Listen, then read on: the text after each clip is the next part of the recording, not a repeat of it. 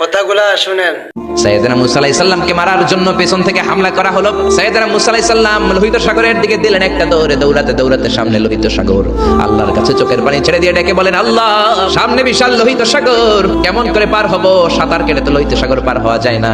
পেছন থেকে ফেরাউনের বাহিনী আমাদেরকে মারার জন্য এসেছে। আল্লাহ বললেন, মুসা দোয়ার দরকার নাই, তোমার হাতের লাঠিটা লোহিত সাগরের মধ্যে রেখে দাও। সাইয়েদনা মুসা আলাইহিস সালাম লাঠি ফেললেন, লোহিত সাগরের এক মাথা থেকে আরেক মাথা বিশাল রাস্তা। সাইয়েদনা মুসা আলাইহিস সালাম আল্লাহর শুকরিয়া করে বনি ইসরাইলের মুমিন বান্দাদেরকে নিয়ে, সদস্যদেরকে নিয়ে রওনা হলেন। দৌড়াতে লোহিত সাগরের এই মাথা থেকে ওই মাথা চলে গেলেন।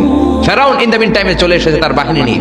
এসে দেখে মাশাআল্লাহ এত সুন্দর রাস্তা, সে অর্ডার করলো, আমার এই সামনের ব্রিজটা পার হয়ে যাও, মুসাকে খাপ করে ধরে নাও, আল্লাহকে দ্বারা ধরাইতেছে। ফেরাউনের অর্ডার শুনে সেনাবাহিনীরা যেতে যেতে ব্রিজের মাঝ বরাবর যখন চলে এসেছে, আল্লাহ মুসারে ডেকে বললেন, ও মুসা, আল্লাহ বললে অ্যাকশন নিতে চাইলে আর দেরি করা যাবে না, লাঠিটা তোলো। মুসা আলাইহিস সালাম লাঠি তুললেন। লাঠি তোলার সাথে সাথে লোহিত সাগরের এই মাথা থেকে ওই মাথার বিশাল ব্রিজ, পুরো ব্রিজটাইকে ভ্যানিশ করে দিল কে? মিঠা নদীর পানি হলে খেয়ে ফেলতো, কিন্তু লোহিত সাগরের লোনা পানি, লবণ পানি আর খেতে পারে না। এক ঢোক ভিতরে যায়, বমি করে দুই ঢোক ফালায়। পানি খেতে খেতে পেট এত বড়। এবার হাত তুলে কয়, আমি ভালো মানুষ, আমি ঈমান আনলাম। কত ভালো মানুষ দেখছেন। আল্লাহ বললেন, no, the time is out.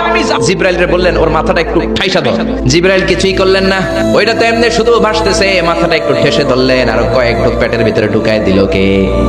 আল্লাহ বললেন, ও ফেরাউন, তুই মরে গেলি, কিন্তু তোর লাশকে আমি মারবো না। কিয়ামত পর্যন্ত তোর চাচাতো ভাই, খালাতো ভাইদের জন্য তোর দেহটারে আমি সুখী বানিয়ে রাখলাম।